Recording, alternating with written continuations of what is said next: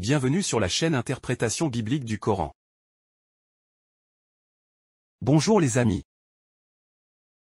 Est-ce que vous êtes rationnel ou émotionnel dans votre vie quotidienne? La question est très importante quand il s'agit de l'interprétation biblique du Coran. Pour moi, je suis un être humain comme tous les autres. Cependant, je préfère la raison et la logique. Le résultat de mes recherches ne se base pas sur l'émotionnel, mais sur le rationnel. Vous ne pouvez pas l'apprécier si vous n'appréciez pas la logique et le travail intellectuel. C'est à vous de choisir le mode qui vous convient le mieux. Dans tous les cas de figure, je vous invite à maintenir votre morale en flèche vers le ciel. Dans ma dernière vidéo, j'ai évoqué la contradiction entre la polygamie du prophète Mohammed et la polygamie dans le Coran. Les exégètes musulmans nous disent que le Coran fixe la polygamie à 4 femmes. Cependant, la tradition musulmane nous dit que le prophète Mohammed était marié avec au moins 9 femmes.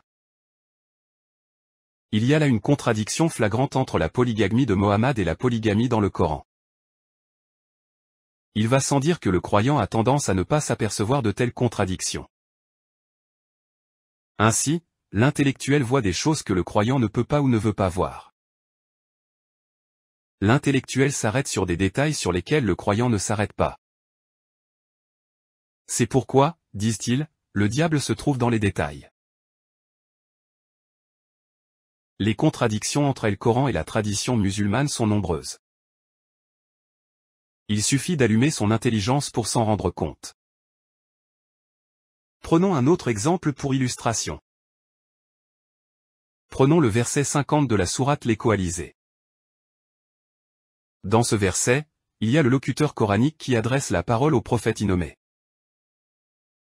Il s'agit là de se poser la question suivante. Qui parle à qui dans ce verset coranique?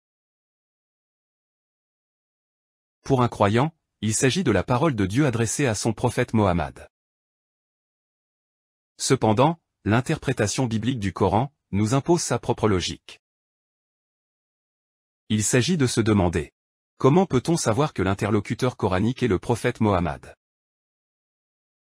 Le nom de Mohammed ne figure pas dans le verset 50 de la sourate Les Coalisés. Il n'est pas raisonnable de supposer que le prophète Mohammed est l'interlocuteur coranique dans le verset 50 de la sourate Les Coalisés. Autrement dit, il y a lieu de se demander: pourquoi le locuteur coranique s'empêche-t-il de nommer le prophète dans ce verset? Personnellement, je ne suis pas responsable de cette situation. Vous non plus. La responsabilité incombe au locuteur coranique.